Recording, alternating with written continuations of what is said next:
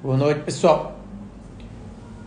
Um pouquinho corrido aqui, mas vamos se agitar. Hoje nós vamos falar sobre a importância da análise conclusiva sobre o estado de saúde do camarão. Só esperar. Opa, Augusto. Pessoal aqui entrando, tá?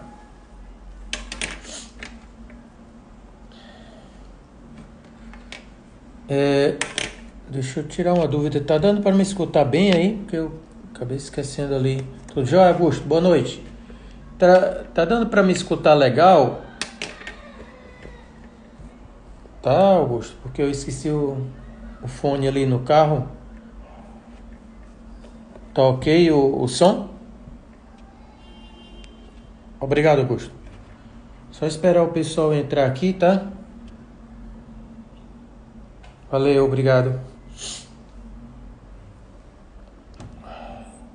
Sai direto do Andes Pesca pra cá. 8 horas, 8:01. Deixa eu me situar aqui. Okay. Bom, 8:01, vamos começando, aí o pessoal vai entrando, tá legal? Eu já vim aqui nas carreiras. Então, boa noite aí o pessoal do Camarão. Para quem não me conhece, sou o professor Pedro, coordenador do PSF Camarão. E hoje nós vamos falar sobre a importância da análise conclusiva sobre o estado de saúde do camarão, tá ok? Então, o que seria de... Vocês podem... Nós vamos adotar a dinâmica, eu vou ficar vendo vocês hoje aqui, tá? Diferente da semana passada. E aí vocês podem ir fazendo as perguntas relacionadas a esse tema. E aí quando eu terminar de dar a contextualização teórica, nós começamos a discutir sobre esse assunto. Tá legal? Eu espero que todo mundo esteja me escutando bem. Eu acabei esquecendo o fone no carro, ok? Então, o que seria eu falei na aula passada sobre análise presuntiva, tá? E aí hoje nós vamos falar sobre análise conclusiva, tá? Então, a análise conclusiva, ela define todo o quadro de saúde do animal e da população que você está cultivando naquele momento, naquele viver especificamente. Quando nós comentamos sobre a análise presuntiva na aula anterior, nós estávamos supondo antecipadamente sobre o estado de saúde do animal. Isso tinha uma vantagem em relação ao tempo que você teria para buscar uma solução, buscar uma resposta. Okay? E essas análises conclusivas, como depende de ferramentas de diagnóstico mais elaborada, você não tem condição de dispor dela próximo à sua fazenda, tá? Ela tem uma limitação das pessoas que possam operar essas ferramentas. Porém, ela dá uma resposta a mais abrangente possível sobre quem está causando um dano naquela sua população, se esse agente etiológico, como nós denominamos, esse agente que vai causar um prejuízo na sua criação de camarão, se ele está agindo isoladamente ou não, em qual órgão esse agente pode estar atuando, se é um órgão, um tecido do camarão que tem uma importância para a vida do animal. E isso significa que o quadro da mortalidade pode ser agudo, isto é, em poucos dias de cultivo você pode perder grande parte da população, ou um quadro mais crônico, que você possa de alguma forma buscar uma despesca, tentar salvar grande parte da população. E aí nós entramos em várias ferramentas que nós vamos comentar sobre hoje. né? Então ela acaba sendo um atalho importante para que no médio e longo prazo você consiga que o seu sistema de produção seja mais produtivo e mais rentável, tá? E o que não é essa ferramenta de diagnóstico? A ferramenta conclusiva, ela é diferente, né? Como nós falamos da análise presuntiva, onde você pode pressupor sobre o estado de saúde. Então ela tem essa diferença, tá? Na análise conclusiva, você vai determinar com o máximo de informação possível o que está acontecendo com o seu camarão, ou na sua fazenda, ou na bacia de produção onde você está atuando, ou na sua cidade, ou no estado onde você está atuando, tá? E nós utilizamos essas ferramentas conclusivas que estão geralmente disponíveis nas unidades acadêmicas, né, nas universidades de cada estado produtor. Nós começamos esse trabalho com as análises conclusivas aqui na Federal do Ceará e depois fomos em parcerias com outras universidades, colocando ela para funcionar em quase todos os estados onde produz camarão, né? Então, nos maiores produtores de camarão, a gente tem alguém apto a trabalhar com essa ferramenta conclusiva, tá? Então, a gente conclui sobre todo o estado patológico, qual é o órgão que está sendo atingido, qual é a gravidade dessa lesão, qual é a natureza desse agente, né? Se é um vírus, se é uma bactéria, qual é a carga viral desse vírus. Podemos chegar na genética desse vírus. No caso das ações microbiológicas, nós podemos avaliar se há algum produto antimicrobiano, né, que a gente denomina de antibiótico, pode ser eficaz para aquele agente etiológico que está causando um dano no seu cultivo, ou se o probiótico, o prebiótico está sendo eficaz no controle daquelas bactérias que possam vir a causar dano ao seu cultivo. Então, essas ferramentas nós podemos obter muitas informações. A dificuldade que ela tem é que a gente precisa de mão de obra treinada, precisa de equipamentos específicos.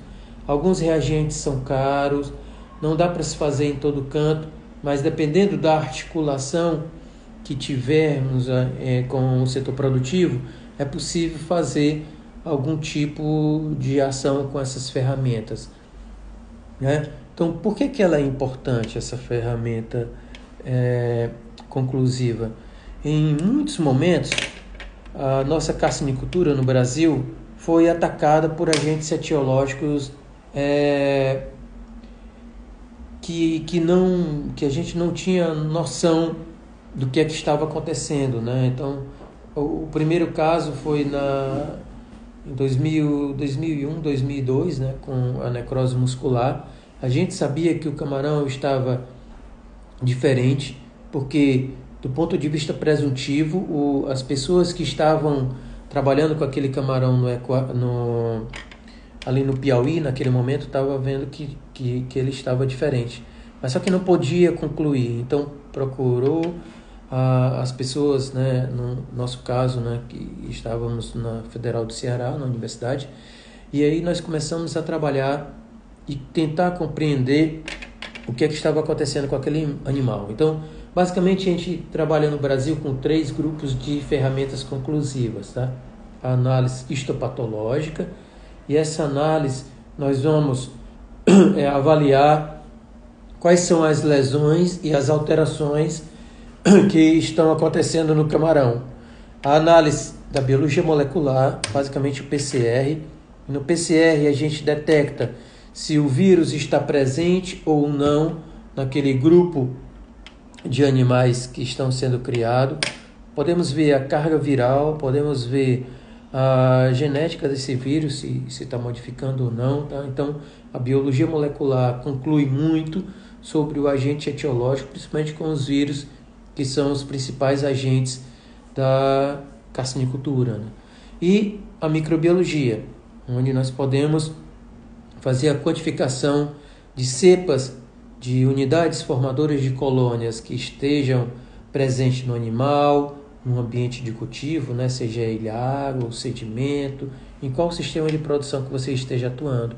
Então, dependendo dessa quantidade de colônias de bactérias, que também podemos fazer uma análise semidiferencial, né? De repente contar quantas são sacarose positivo, quantas são sacarose negativo, qual é a ação antimicrobiana que um determinado antibiótico que você precisa utilizar, ou até a ação de um determinado tipo de probiótico que você esteja atuando no seu sistema, qual é a ação que aquelas bactérias podem sofrer, né? Se elas são sensíveis, se elas são tolerantes, se elas são resistentes, e isso vai indicar se o seu modelo de tratamento no seu sistema de produção é eficaz ou não, tá?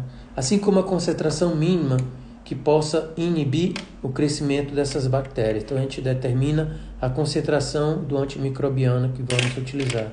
Então por isso que ela acaba, apesar de ser pouco disponível para o nosso setor, acaba se tornando, né, essas ferramentas conclusivas, um atalho importante para que a gente possa atingir os melhores resultados. E como eu falei, né, nós temos, além desse exemplo lá de maior gravidade no Brasil, que foi o primeiro caso lá com a ANIM, também utilizamos ela no caso lá de Santa Catarina, em 2004, no caso da detecção do vírus presente aqui já no Ceará em 2005, quando a doença não tinha nem acontecido, tá? Com a detecção da mancha branca lá em 2011, no sul do Rio Grande do Norte, na Paraíba, Pernambuco. Então, com a detecção da presença da mancha branca no Vale do Açu, no Rio Grande do Norte, no Vale do Mossoró, quando a doença já estava se direcionando ao Ceará, e assim como foi no leste do Ceará. Então é uma ferramenta que nós utilizamos por diversas vezes e que é de suma importância, né? Hoje nós temos alguns casos suspeitos que a gente não está conseguindo diagnosticar, principalmente porque essas ferramentas estão acabando, também estão isoladas, né? Não estamos tendo acesso, estão dentro da universidade, então estão emprestadas para principalmente o PCR, né? Para as secretarias de estados que estão determinando a carga viral do Covid, tá?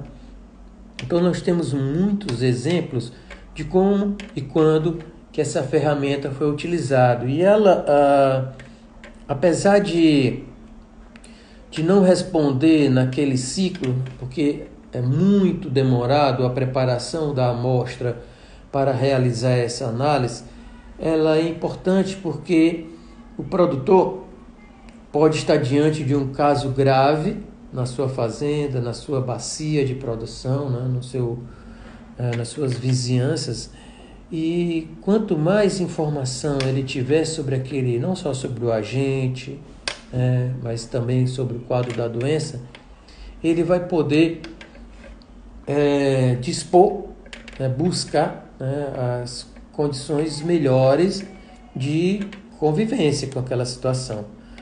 Porque no caso, quando começamos lá com a necrose muscular, a gente tinha a condição de acompanhar o quadro da doença.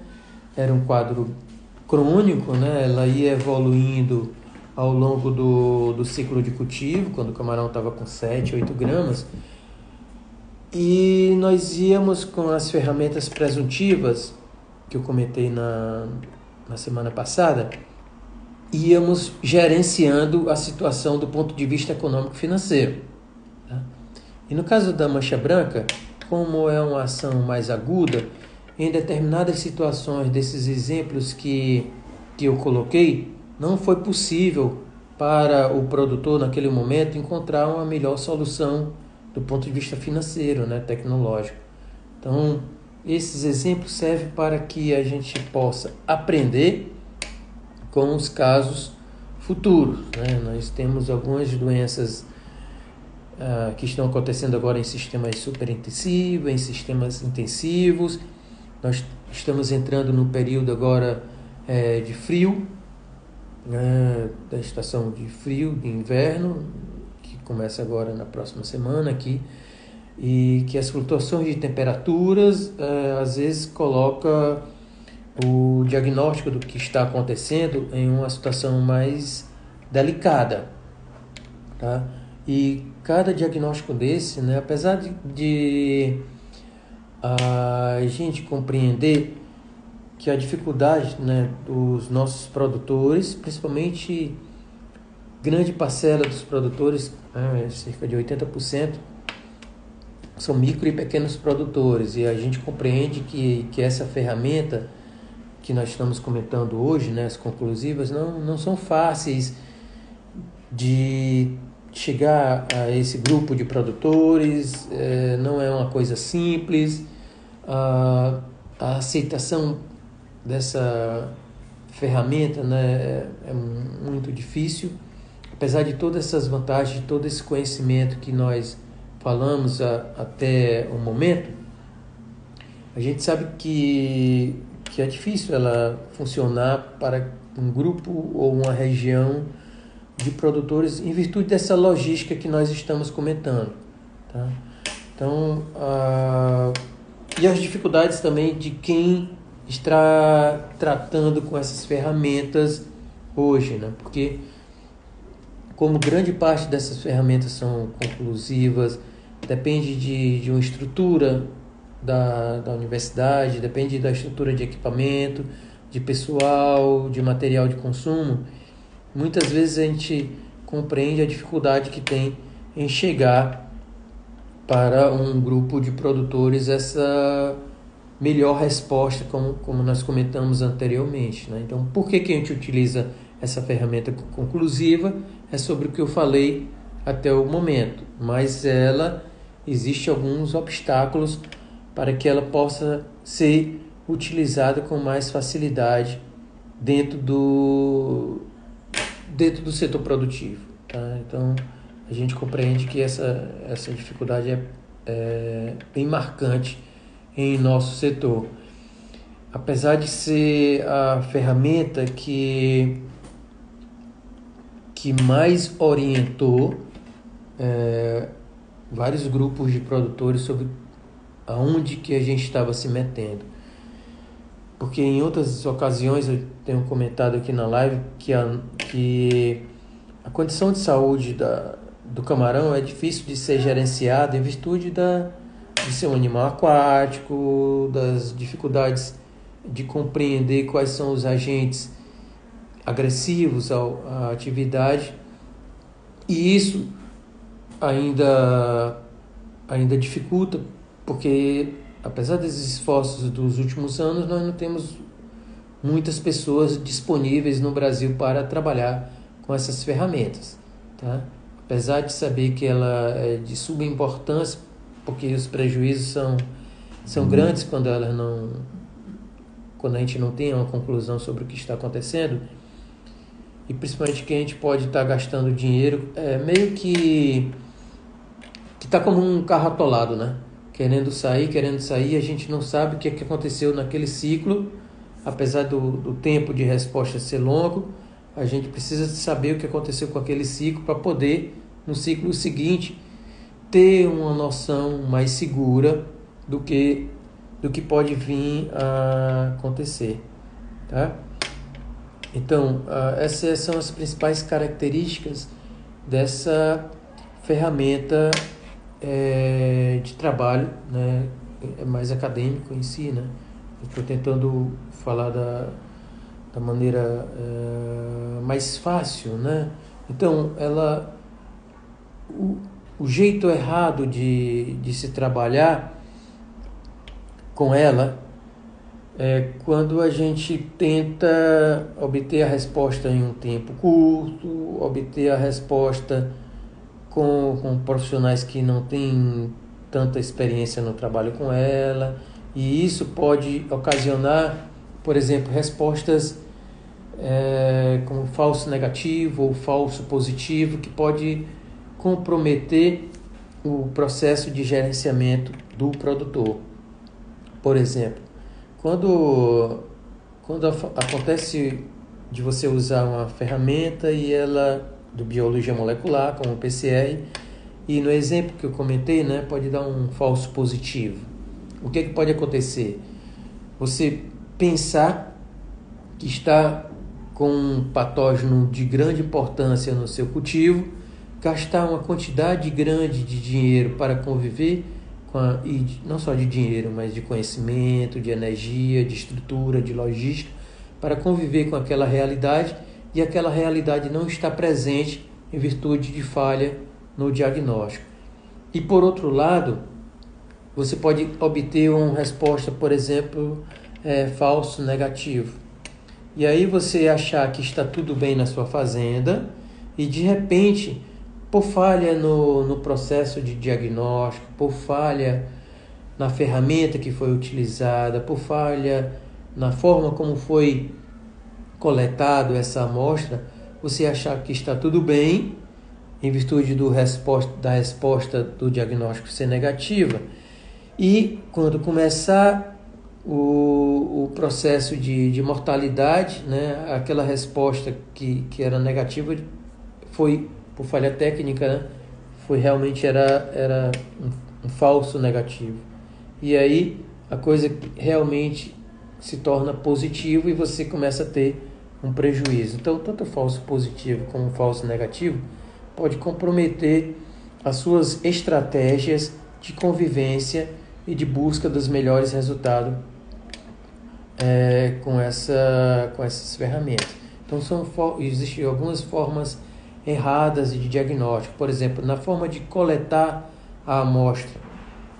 Quando a gente vai trabalhar, por exemplo, buscando uma avaliação sobre, utilizando a histopatologia, por exemplo, que é uma ferramenta onde você vai avaliar dentro do camarão quais são os tecidos, os órgãos que estão sendo impactados por aquele agente e qual o nível de impacto desse agente. Então, nós, nesse momento, se direcionamos a coletar pouca quantidade de camarão, no máximo 10 animais.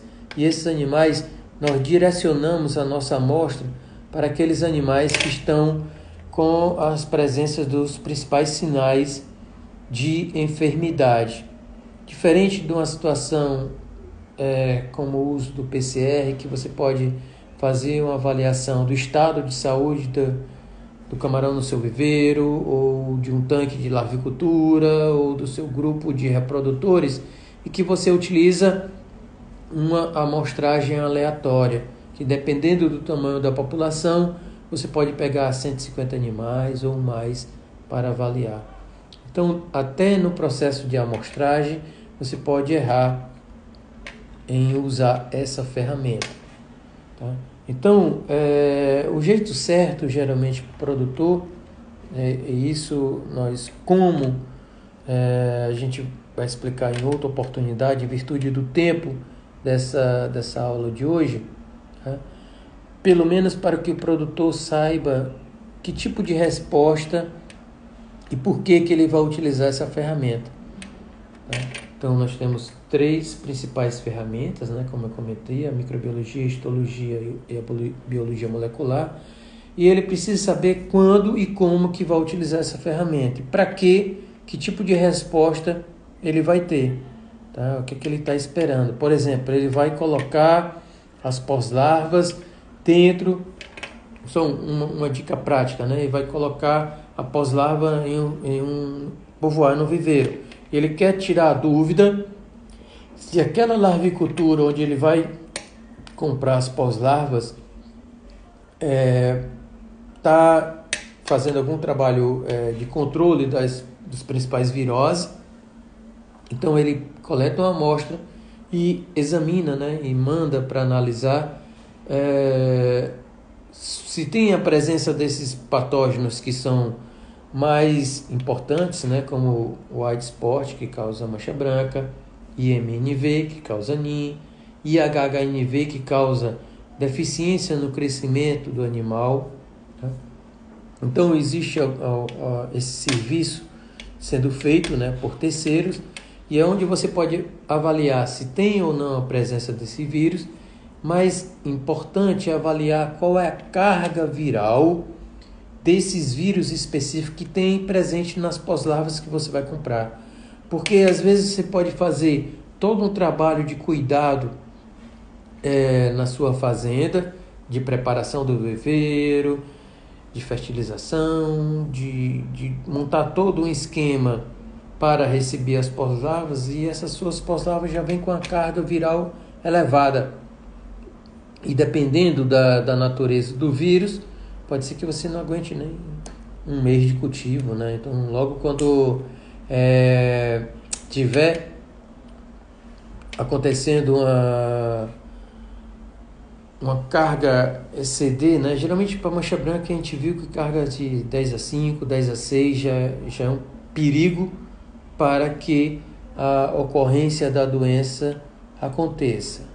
Tá? No caso da mancha branca, que grande parte das linhagens presentes, né? Nós temos mais de uma linhagem presente em nossa atividade, grande parte pode causar um prejuízo muito grande aos produtores. Então, são dicas práticas, né? Por exemplo, o pessoal que trabalha com... nós estamos sempre tentando buscar melhor genética dos nossos reprodutores, e aí podemos buscar fora do Brasil, mas de repente a gente precisa ter uma noção mais segura se não estamos trazendo patógeno conhecido, porque o risco de patógeno desconhecido é evidente, né? A gente não sabe o que pode estar trazendo em uma determinada importação.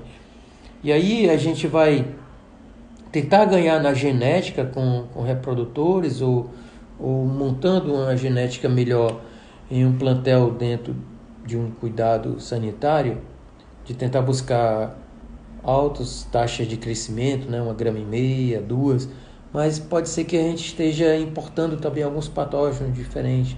Então, essas ferramentas servem para esses momentos mais delicados, né? Por exemplo, a gente está trabalhando muito com sistemas de biofloco, sistemas simbióticos, em sistema que a microbiologia aquática tem um papel muito grande. Então a gente usa probiótico, prebiótico, né, para fazer um sistema simbiótico, né? Utiliza outros insumos até que as bactérias prevaleçam naquela comunidade, naquele viveiro, naquele ciclo que você está trabalhando, e a gente não tem como rotina uma análise microbiológica, né? Que não é tão complicada de ser feito. Tá? Então essas maneiras práticas, né, apesar da dificuldade dessa ferramenta estar acessível no dia a dia da fazenda, hoje, né, porque a cada momento a gente está tentando melhorar o acesso dessas ferramentas para o setor produtivo, é porque não depende só da universidade, tá? Os custos dessas ferramentas são bem elevados. Então, para disponibilizar para o setor produtivo, não é tão simples a matemática, tá? A matemática financeira é mais complicada, tá? Principalmente que alguns recursos públicos nos últimos anos têm ficado mais escassos para esse tipo de trabalho de parceria com o setor produtivo, utilizando essas ferramentas. Já utilizamos em outros momentos com uma rotina maior, e que foi importante em várias ocasiões para dar segurança ao nosso setor, né? Porque a doença que está hoje presente na nossa atividade, amanhã pode se tornar diferente. E A gente tem comentado bastante, né, sobre a quantidade de produtores, micro, pequenos, médio, grande, a quantidade de pessoas envolvidas, a quantidade de dinheiros envolvido, né? Então tem muito recurso envolvido no setor e essas ferramentas conclusivas, elas fornecem um grau de segurança para os investimentos que nós temos dentro do setor, porque com ela a gente consegue avaliar quais são os patógenos que estão presentes dentro do nosso setor, aonde estão presentes em determinados sistemas de produção, em determinadas regiões, em determinados estados, em determinadas épocas do ano. E com essas informações, nós podemos, de alguma forma, em conjunto, buscar as melhores soluções, tá? Mas, infelizmente, nesses últimos tempos, né, essas informações não estão presentes com a rotina como a gente gostaria de estar. Isso acaba deixando em algumas situações a nossa atividade um pouco sensível a algum agente que de repente pode surgir e pegar a gente meio que desprevenido, tá? Então a gente tem muita coisa investido dentro da atividade, são vocês que estão dentro do setor, com todos os investimentos possíveis dentro da nossa cadeia produtiva. E essas ferramentas conclusivas dão uma segurança importante para a nossa atividade. Então, essas informações iniciais, tá? Eu gostaria de... É um conjunto de conhecimento que nessa primeira meia hora aqui eu fiz uma introdução mais rápida possível para que vocês pudessem ter uma noção do que nós estamos falando, tá? Agora a gente pode começar a perguntar. Eu acredito que todo mundo me escutou bem, tá? Desculpe aí porque eu esqueci o fone tava chegando numa despesca, acabei esquecendo o fone no carro, tá? Passei o dia em despesca aqui. E aí vamos começar as perguntas e respostas aí, pessoal. Quem tiver alguma pergunta, tá? Vocês compreenderam bem sobre a importância dessa ferramenta conclusiva, onde que ela pode interferir no conhecimento sobre o estado de saúde do camarão, então como que ela foi utilizada no Brasil, quando que foi, em qual momento, tá? Ficou tudo bem claro? Tem alguma dúvida aí? Estão me escutando bem?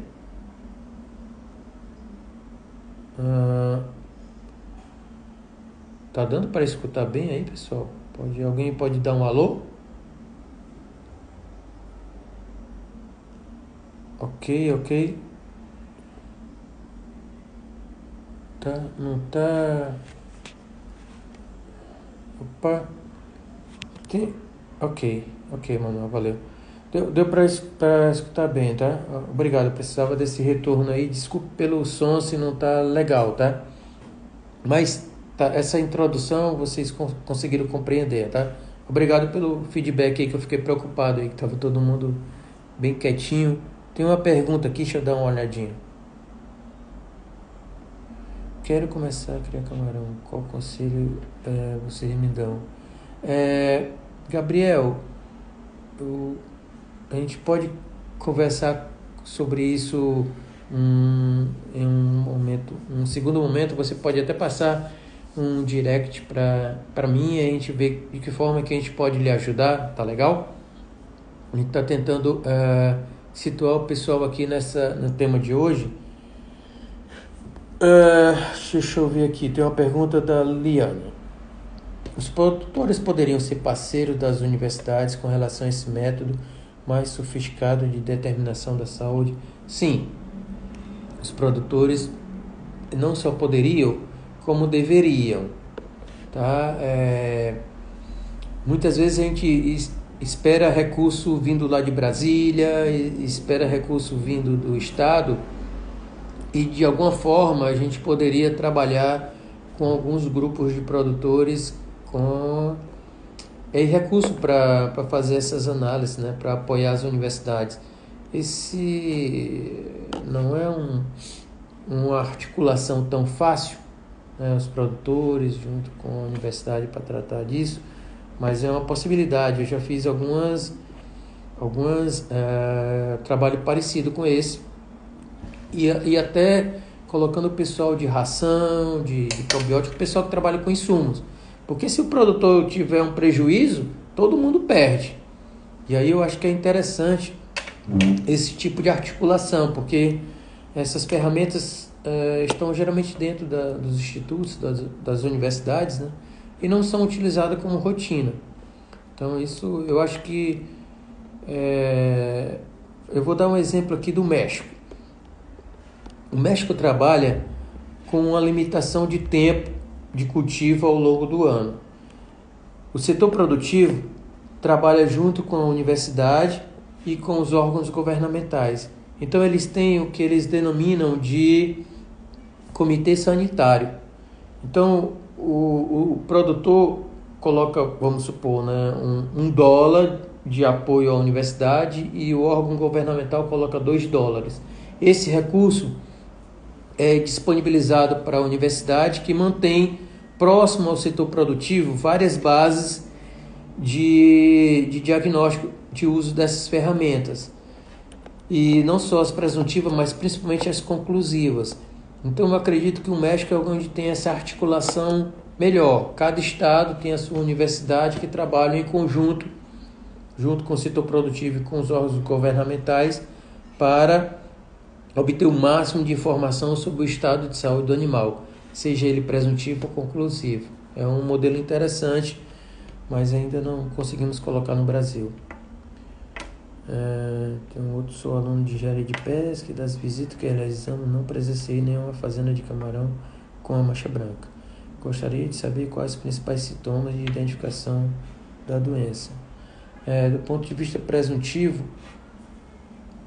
a gente vai ter algumas visualmente na carapaça do animal, né? A gente vai ver algumas marcas dependendo da gravidade da doença. Nós podemos avaliar isso no microscópio, tá? Deixa eu ver aqui o nome do rapaz, Gerlison, em análise presuntiva dentro da fazenda, não só na carapaça, mas é possível também ver nas brânquias, tá? Células hipertrofiadas. Podemos ver no manejo, geralmente quebras grandes de ração e altas mortalidades. E a conclusão é feita com essas ferramentas que nós estamos falando hoje, né? Principalmente a histopatologia e a biologia molecular, tá? Então, Gerlison, são essas ferramentas, né, que ela, não sei qual período e por onde você andou, mas diminui um pouquinho a ocorrência com uma gravidade maior do impacto da mancha branca, tá? Então, esse ano os impactos foram muito pontuais e muito pequenos comparado com os anos anteriores, mas ainda tem alguns casos aí. Então, pode ser que você, nas visitas que você realizou, né, não conseguiu visualizar essa situação da presença da mancha branca, tá? Então, provavelmente você fez essas visitas nos últimos meses aí. Ok, já deu para responder, né? Era a sua resposta, né? Nós estamos bem adiantados aqui no tempo, e se alguém tiver mais algumas perguntas, eu iria até fazer no Facebook, mas depois, para quem não está tendo tempo de assistir todo, né? Porque tem outras lives acontecendo, eu vou dar uma organizada também nesse material e publicar ao longo das próximas semanas, tá?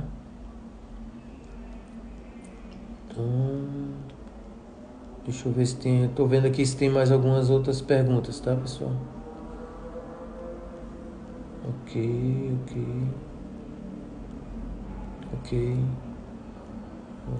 não, tá tudo tranquilo aqui.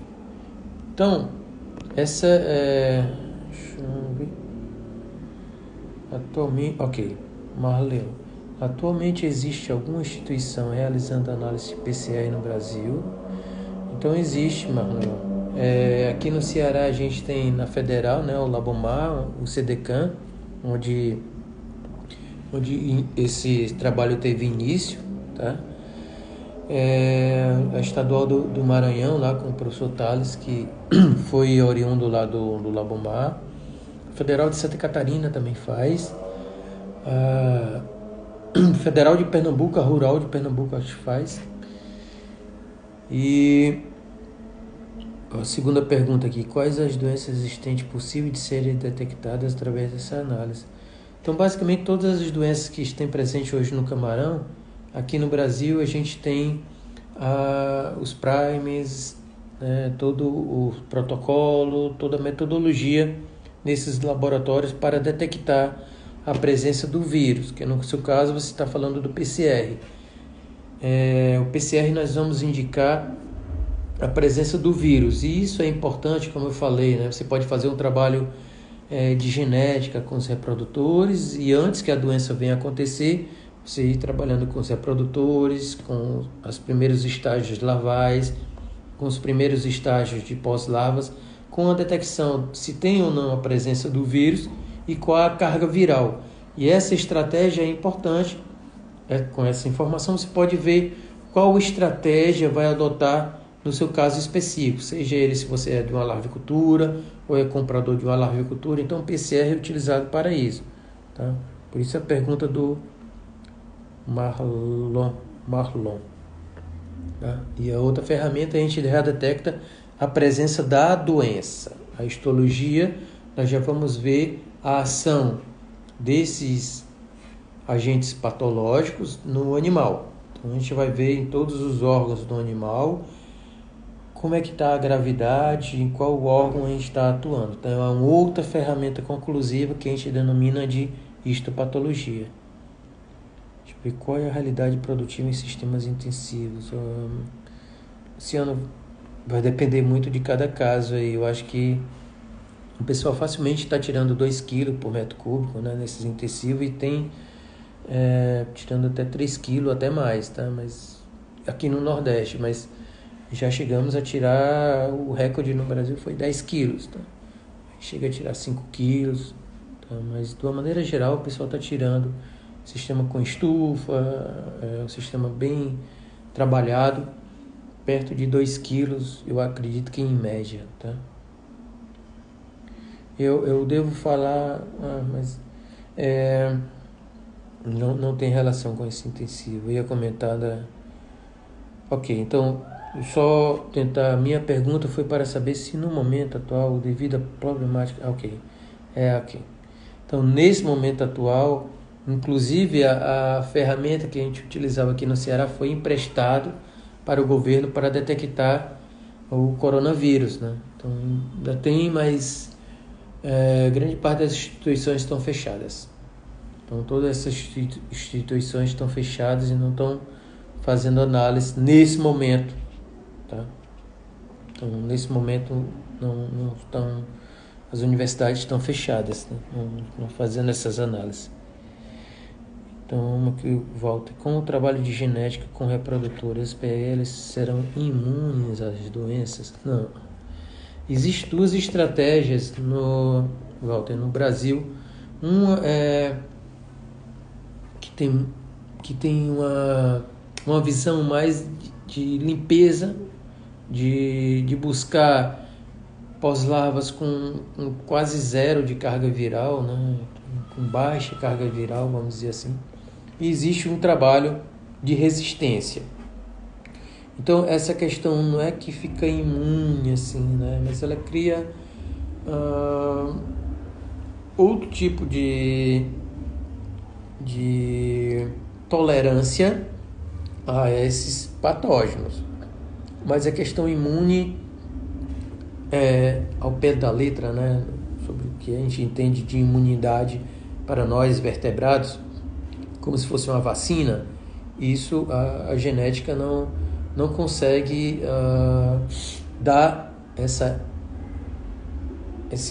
essa melhoria imunológica, assim, de tornar imune a doença. Ela pode se tornar tolerante, pode se tornar com carga virais baixa, menor o risco da aparência da doença, mas a questão imune não dá para a gente determinar como você fez a pergunta, tá? Tem outros benefícios, mas na questão imune não. Gênesis, como funciona o uso de antibiótico no tratamento de doenças? O uso de antibiótico é muito raro. Em ocasiões muito raras também utilizavam em larvicultura. No caso específico de NHP, ainda é possível utilizar antibiótico na ração, mas também a gente, na realidade, quase que a gente não escuta comentário do pessoal usando antibiótico, tá? Atualmente. Tá? E realmente precisa ter esse tempo de antibiótico, né, no pescado sair, não deixar resíduos no pescado. Então isso, nesse momento eu não tenho essa informação precisa.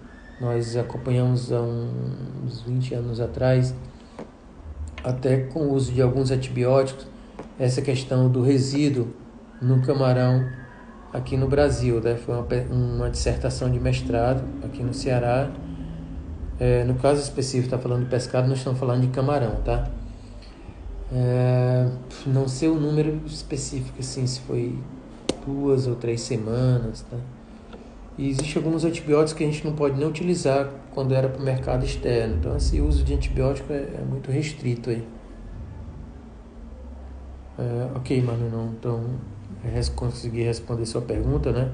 E eu acredito que respondi também a pergunta do Gerlisson. Ok, por segurança 30 dias, né? Então é isso. Por segurança 30 dias que não deixa resíduos. Então eu lembro que o aluno lá fez 7 dias, 10 dias, 15 dias, e ele utilizava cromatografia, acho que é uma coisa assim, para ver o resíduo de antibiótico. Como era uma pesquisa, né? Mas eu não lembro especificamente agora, nesse momento, quanto de resíduo ficou ao longo desse tempo, mas por segurança 30 dias, tá? Como o colega André respondeu. Tá?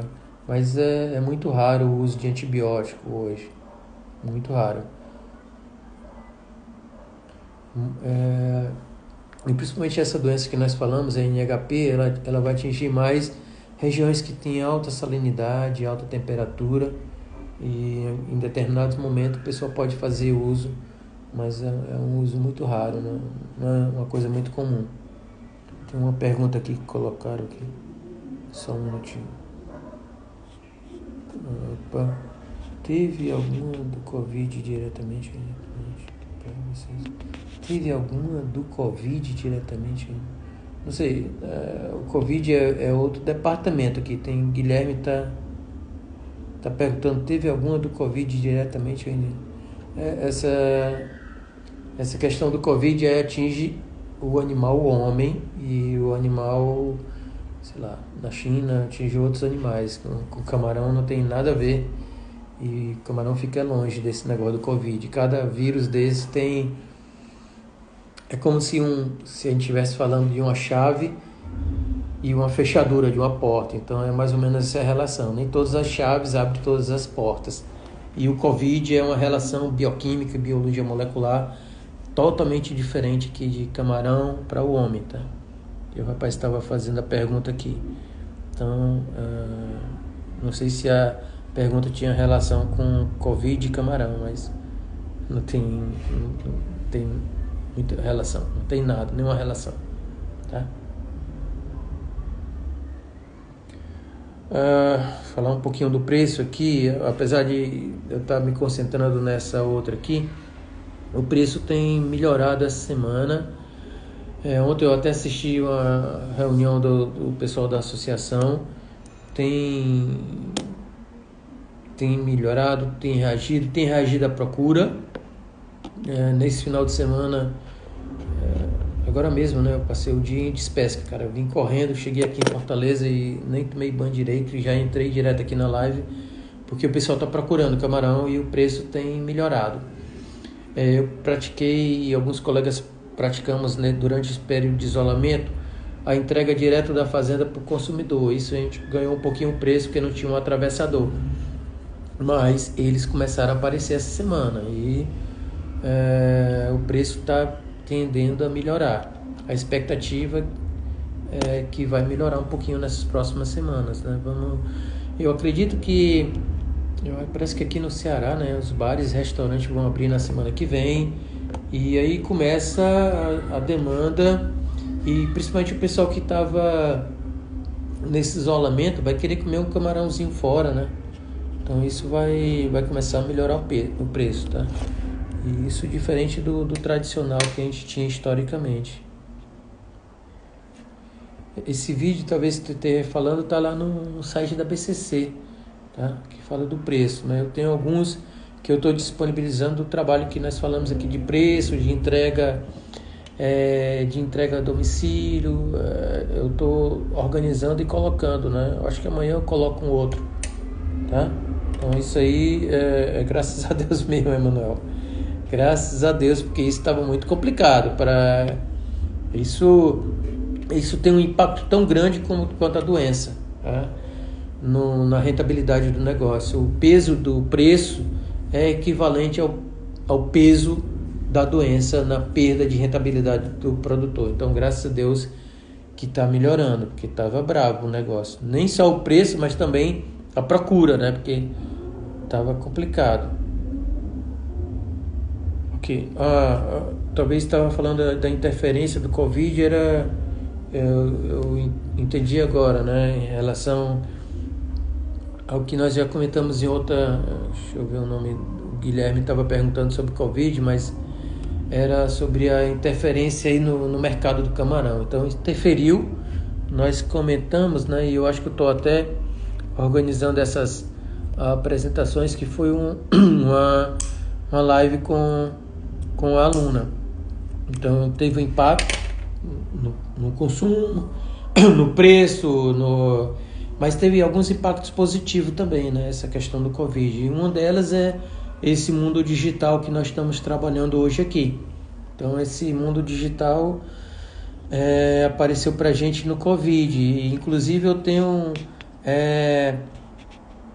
praticamente esse trabalho do PSF praticamente digital hoje em dia. E graças ao Covid. Então, nós estamos aqui trabalhando com conhecimento graças ao Covid. E aí a gente também, eu gostaria de lembrar, talvez para quem não viu ainda, nós vamos fazer um seminário, né, um webinário aqui pela internet. As inscrições estão abertas, tem que entrar lá na bio do Instagram, e aí lá nós vamos falar de uma maneira geral sobre esse processo de lucro do camarão, né? Todos esses impactos que a gente tem comentado. Nessa semana eu ainda tenho mais 2 lives, né? Amanhã, por exemplo, nós vamos conversar com o pessoal lá de Sergipe. Eu não conheço os produtores de lá, mas através aqui do digital, graças ao Covid, eu vou tentar dar algum apoio, né? E pode servir de modelo para os produtores que estão em outros municípios. Então amanhã, nesse mesmo horário, eu vou estar debatendo lá com o secretário de Agricultura e Pesca de Nossa Senhora do Socorro, com o engenheiro de pesca que presta assistência a esses pequenos produtores lá no interior de Sergipe. E graças ao Covid, né, que eu comecei a entrar no digital. E depois da manhã eu vou estar falando com um colega que está lá no Maranhão para explicar sobre esse detalhe lá do Maranhão, tá? Então, graças ao que você estava perguntando aqui, eu não vi registro de NHP no Macrobacillus rosenberg, tá? E principalmente que essa é uma bactéria que está muito em água de alta salinidade, coisa que o Macrobacillus rosenberg geralmente não está, né? Ele está mais em águas continentais. e ela é menos cultivada por uma questão de mercado, né? O Rosenberg por conta disso, mas avançou muito nesse último ano aí, quando o Vanamei começou a ter a questão de mancha branca. Então, o pessoal de Pernambuco, Paraíba, principalmente o pessoal de Pernambuco, né, Alagoas, estão trabalhando bastante com o Rosenberg. Eu acho que ele tem um espaço, mas infelizmente o Vanamei é a espécie não só no Brasil, mas no mundo todo, tá? Então, eu acho que eu lhe respondi também, tá, Gélis? O senhor tem feito teste com ácidos orgânicos? Não, eu não tive condições ainda de fazer. Eu fiz com o Ale Plus, que tem uns óleos essenciais, né? Eu tenho feito testes e tem em situação de produção, tá? Em situação de cultivo, em situação tecnológica. Mas eu ainda pretendo fazer alguns testes com ácidos orgânicos aí, que parece ter muito bom resultado. A questão é que as verbas de pesquisa estão raras, né? Então nós estamos mais atuando com o setor produtivo desse ponto de vista tecnológico, tá? Então, tá respondido, André? Então a gente tem acompanhado mais a questão de testes de desempenhos ou técnico, de resultados tecnológicos, científicos, muito pouco, tá? Deixa eu ver se tem mais alguma outra pergunta aqui.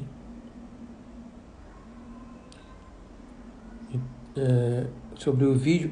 Do vídeo também eu tô, para alguns colegas de vocês, de repente que não tem afinidade com o Instagram, eu também tô colocando lá no Facebook e no YouTube, tá? Tem a página do PSF, tá falando aqui de vídeo, e aí eu tô tentando contribuir com o máximo possível, não só aqui no Instagram, mas lá também no YouTube e no Facebook, tá? Depois vou até tentar fazer um canal aí com vocês com o Telegram, mas é que são muitas coisas e tá corrido, mas eu tô tentando aqui fazer o máximo, tá? Tem feito. Eu só leio para vocês aqui, mas agradeço, Marlon, por você ter feito um excelente trabalho informativo para todos da cadeia produtiva do camarão. Parabéns. Que essa ferramenta digital permaneça sim. Com certeza. Como eu estou vendo que consigo, em uma horinha que eu fico aqui, eu atinjo pessoas que eu nunca nem vi presencialmente, e eu consigo ajudar em todo o Brasil, e às vezes tem colega até fora do Brasil. Então eu estou aprendendo e com certeza eu vou ampliar o uso dessas ferramentas. E eu sei qual é a dificuldade que o pessoal está lá na fazenda, a dificuldade de se atualizar, tá? Então eu estou... o seminário é gratuito, tá, Guilherme? As inscrições estão lá abertas. E eu estou indo lá para o YouTube, mas estou aprendendo. Tudo é novidade para mim. Estou quase que sendo alfabetizado nesse mundo digital, né? E o Instagram, por exemplo, ele me dá uma horinha, ele já está avisando aqui que a gente tem só pouco mais de 1 minuto. Tá? Eu queria dizer a vocês que eu estou aprendendo, nem tudo eu tenho condição de passar aqui por todo dia aqui no Instagram, no YouTube, no Facebook.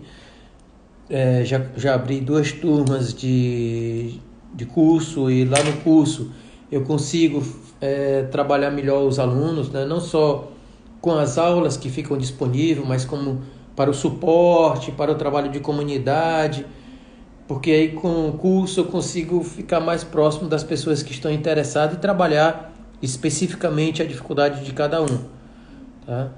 Então a gente também está avançando nesse aspecto aí do curso, do suporte, da mentoria, e isso a gente só consegue com o avanço, apesar das lives serem interessantes, mas é pouco tempo, né? A gente começou a conversar rapidamente aqui, deu 1 hora, e aí o Instagram só vai me derrubar em 40 segundos, e eu vim com ansiedade danada. Eu passei o dia na despesca e corri, cheguei agora na estrada e nem tomei banho direito.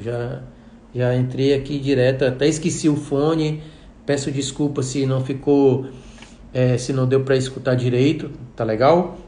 Mas eu agradeço a vocês pela paciência, pelo tempo, por estar aqui trocando uma ideia e reforçando esse meu trabalho aqui